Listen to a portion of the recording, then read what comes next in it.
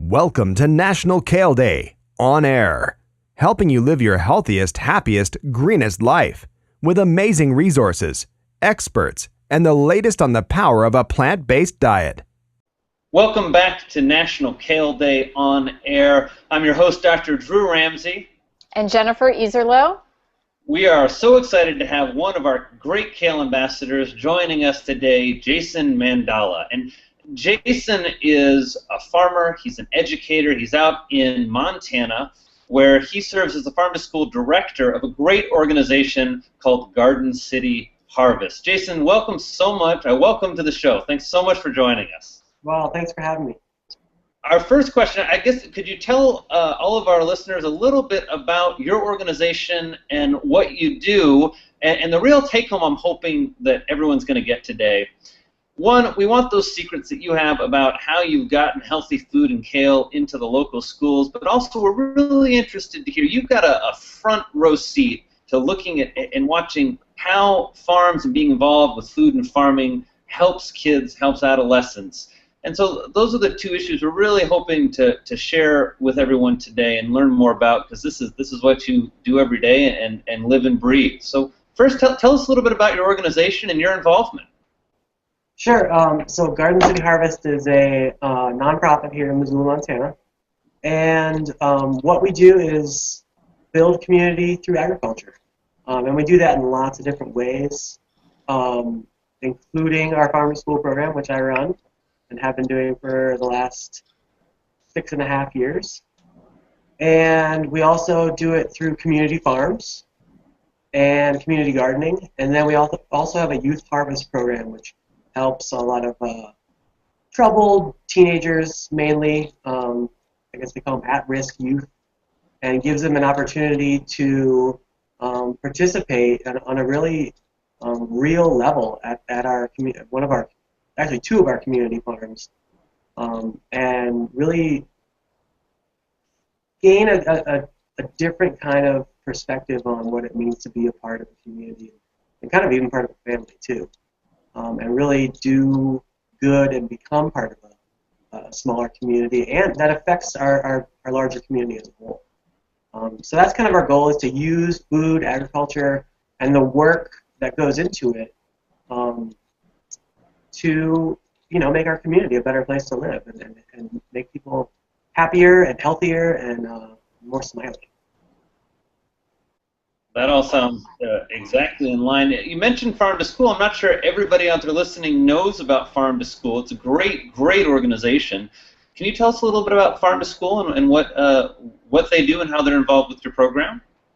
Yeah, so there's a national Farm to School program, which is more of the encompassing umbrella organization that kind of helps all of the more local farm to school programs use their resources wisely and connect with other farm to school programs and really spread and disseminate that information that makes things easier, so that we're all not reinventing the wheel. But basically what farm to school is, as far as I understand it, it's kind of three-pronged. The goal is to get more local food, organic if possible, into the cafeterias so that kids can eat it and have healthier food that not only helps make them healthy, but also supports our local economy, and gets fresher food in there too. Fresh is a really big thing, because as we know, the fresher the vegetable, usually the more nutritional power it's got in it.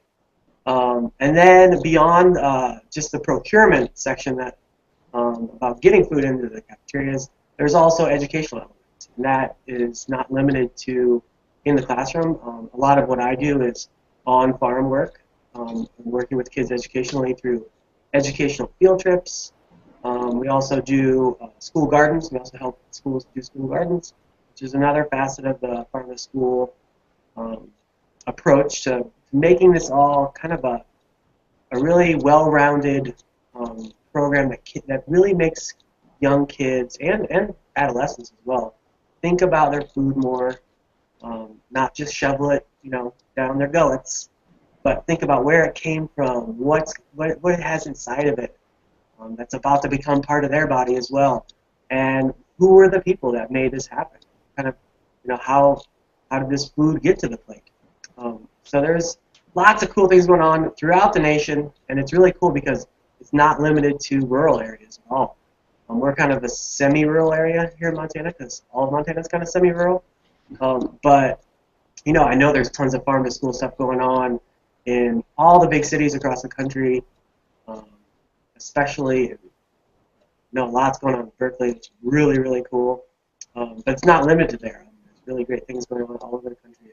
And it's really cool to be able to be integrated into that network of people through the National Farm-to-School Network, so that we can share our successes and the roadblocks that we've run into and how to get around those.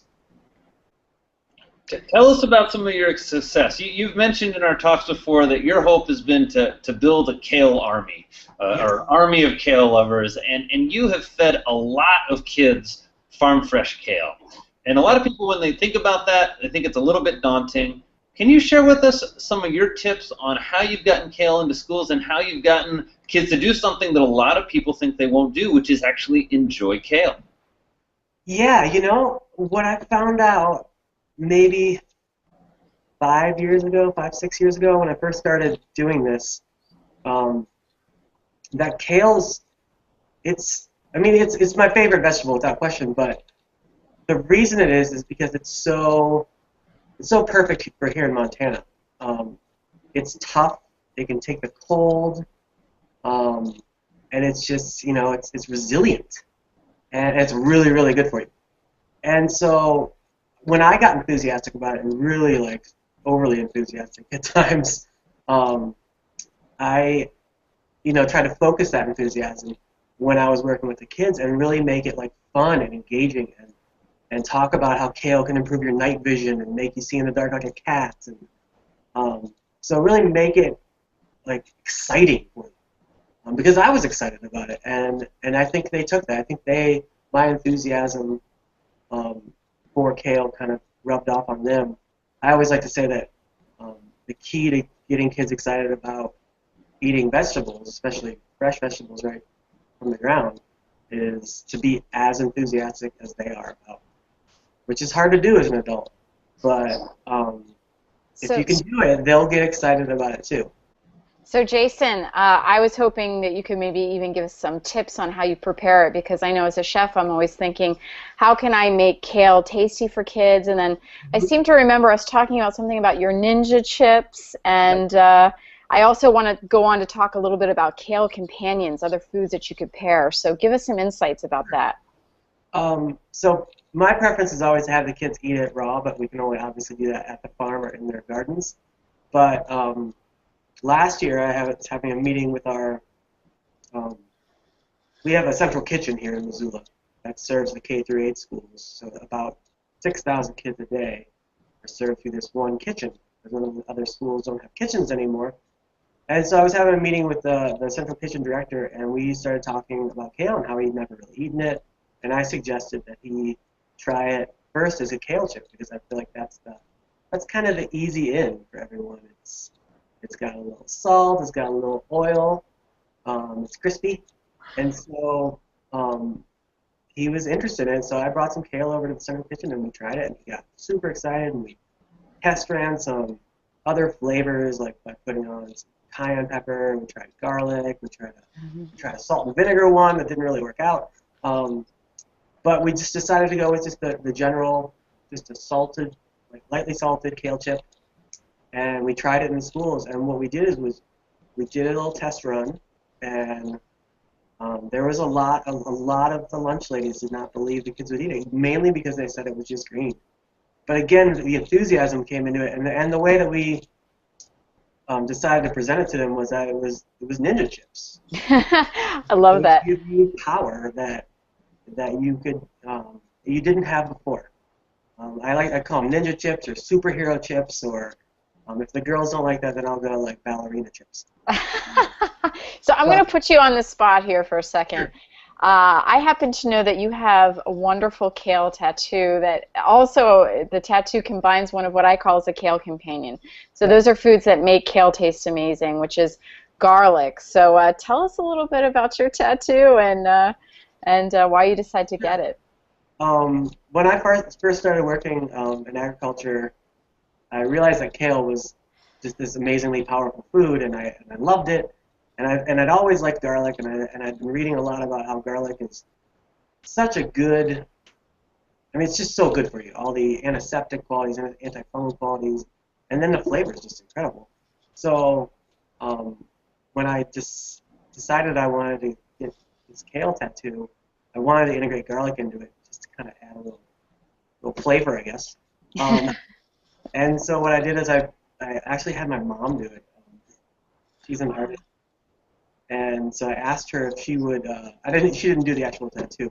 I asked her to design me a kale with two garlics going behind it, like a skull and crossbones, but the opposite, as like life building. I always used to joke that if you only ate kale and garlic, you would live till you were 1,000. So I wanted to put them together, and I put them into that. So it's like a kale coat of arms.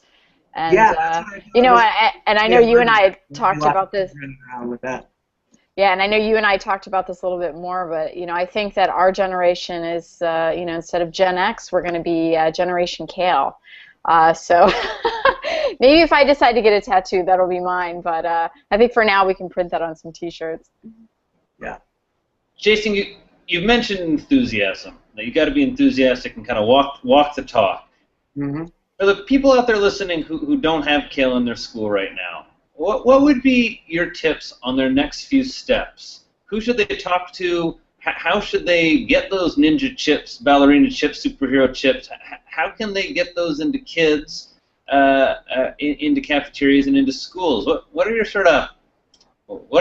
for them?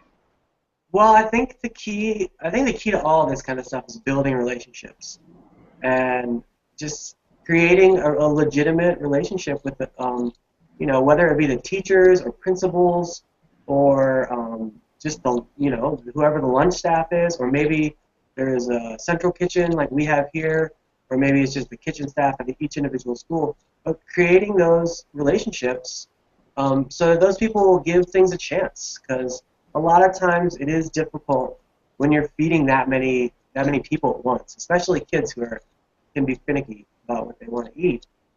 It's a challenge to get that kind of stuff in there. But if you present it in a certain way and get them to like it and show them that it's not that difficult, you know, we've had amazing success. This year in Missoula, we're going to be using, they're putting kale underneath the cheese on the pizza and kind of hiding it a little bit. But the kids they're loving it. I mean, they've been saying it tastes like broccoli pizza. But it's kind of hidden in there, and I think it does, because it's hidden. They're not like averse to trying it. So I think you have to get creative. You have to create the relationships, and you have to really do have that enthusiasm to get the kids to try it, and kind of put a little bit of a kid-friendly spin on it when you give it to them the first few times. What was it when you tested out the chips with kids? What did you just kind of take a batch of chips in, or how did you do those first initial trials? What was, you know, can you sort of take us back to those first few times you brought kale in? What were you feeling? What was happening? Well, we prepped the chips, so we did tossed them with oil and salt at the central kitchen, but then we cooked them at the schools because they do have convection ovens in a lot of the schools. So we cooked them there, and then we put them in just tiny little kind of like a little bit bigger than those ketchup paper cups, and brought them around on a tray, and I handed them out and asked the kids if they wanted to try the ninja chips, and they're like, "What is it?" I'm like, "Just try it. It's awesome." And once you got the first few kids that liked it, it's amazing how often the kids will fall in line. If the first few kids, I think, if they would not have liked it, I think we would have had more of an uphill battle. But the first few did like it, and then next thing you know, we're going out and giving thirds, fourths, fifths, sixths to these kids, and they just wanted more and more and more. And now we're going to be doing it hopefully once a week here. with the kale chips, or some kind of kale in the lunches. You're telling me kids in Montana are getting kale once a week because of your work? That is just absolutely. Well, it's not all me. That's for sure. You know, there's a lot of people working on this, working very hard to make this happen. But yeah, hopefully throughout the plan is throughout the whole school year this year is to have kale in there at least once a week, which is great because we can. I mean, it grows so well here, and it looks like it's going to work out really well. It's amazing. It's kind of blowing my mind because when I first started loving kale, I certainly never thought I'd be being interviewed at National Kale Day, or that it would ever get into the schools in this way. But it's kind of blowing up. It's very, very exciting to me, and like I just can't wait to see where it's going to go next. You not only take the kale to the kids, but one of the parts of your work that you've mentioned is you take the kids to the kale. And one of the things that Chef Jen and I have really just become convinced of over our work together is how connecting kids to where their food comes from is just so important. Can you tell us a little bit about some of the at-risk youth that you bring out of the farm and what you see happen and how they change? Sure. So that's one of our programs at Garden City Harvest. It's called Youth Harvest. And we have about somewhere between 5 and 10 kids per growing season come out and participate. And during the summer, they work mainly at the Peas Farm, which is our largest community farm. It's about 10 acres. And they work right alongside college kids who are taking an intensive internship. And it's a very in-depth program. They do a mobile market where they take the farmers market to a lot of retirement villages and assisted living locations throughout Missoula and sell them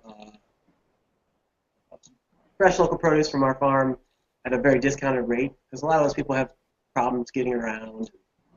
So they get this really unique experience and they get to become part of a community that is really loving and caring and there's a sense of purpose behind it. We always talk about how when you have that humble, hard work that produces tangible results, it just equals an experience that you can't really get from every job that, especially for teenagers, you know. I mean, they can get stuck in a fast food place or doing something else that really doesn't have a lot of meaning to them.